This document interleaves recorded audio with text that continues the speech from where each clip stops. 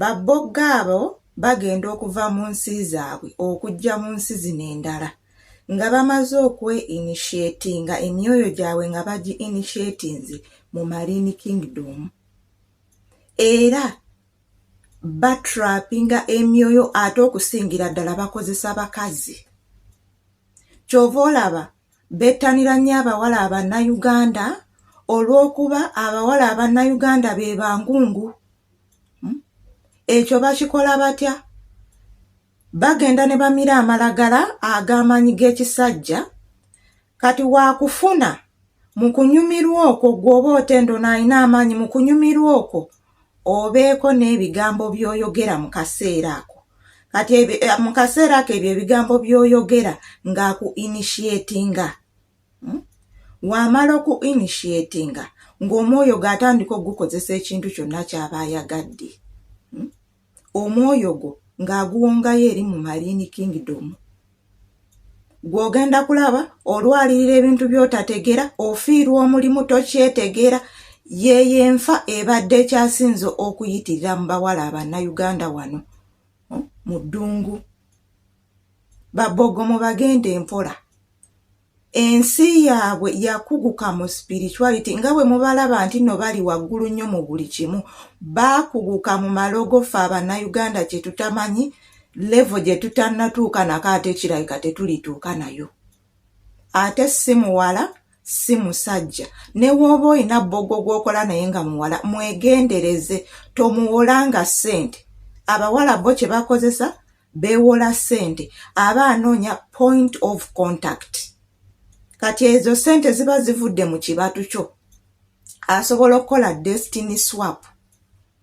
Era wooba toyina nnyo Katonda ti wooba ofunye bboggo ng'ogenda kwegatta naye osooka osabe.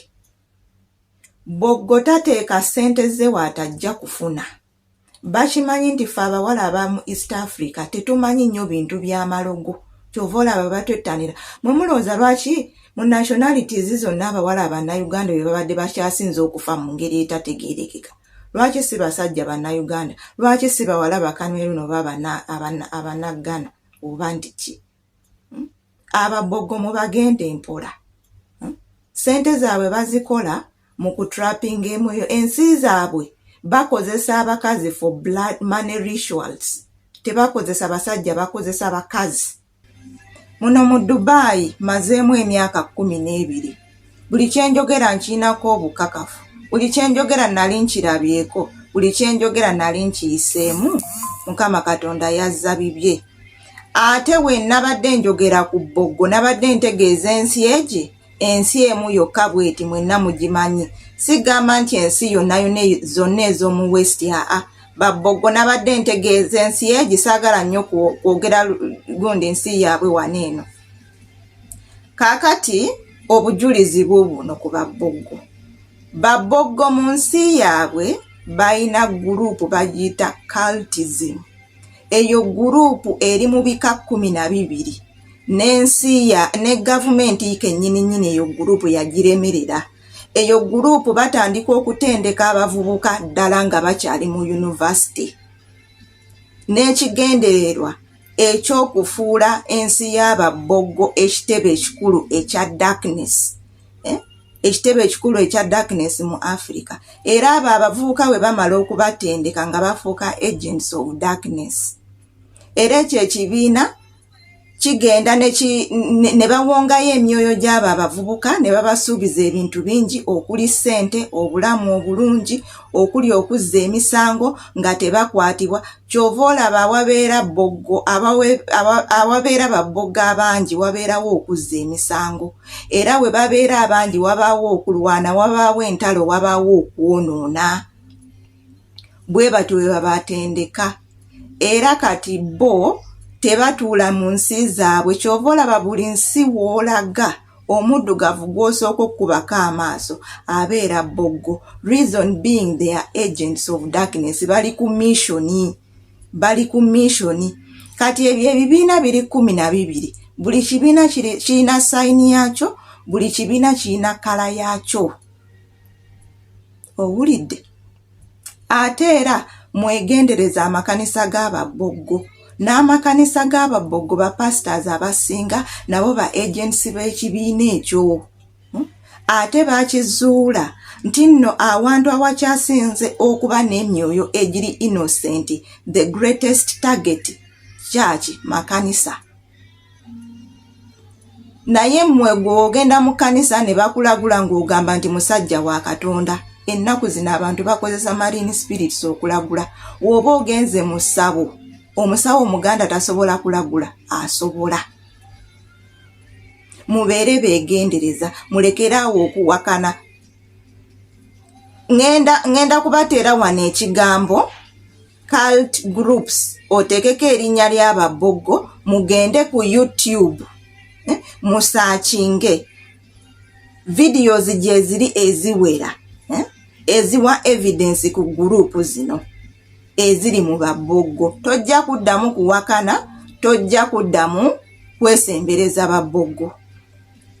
Ensi yaabwe ejjudde blood sacrifice, kidnapping, money rituals. Ate bakozesa bakazi. Mu kukozesa abakazi bakozesa kwegatta, kubanga yeyo point of contact ekyasinze. Okwegatta is spiritual. Mu kwegatta omuntu asobola okusika omwoyo gwo bulungi nnyo. Kati mwabakyawakana, mwe mulowooza nti bo bakyali ku level zaffe ng'Uganda, nti woba oyagala kuloga omuntu olina sooka genda mu ssabo bakuwa eddagala olitwala awantu olikole. Eyo bo baavaayo, bagenda ne bawongayo emyoyo gyabwe ne bambalira ddala omwoyo ogwo ng'atambula nagwo, ayogera nagwo, gw'oba olaba nga muntu wa bulijjo naye ng'ate si muntu wa bulijjo. Nina mukwano gwange emyezi 2 egiyise baamusaddaka, yali ayimbira mu kkanisa yaabwe. Ne muwabula oyo omuwala ne muwabula naye teyawulira.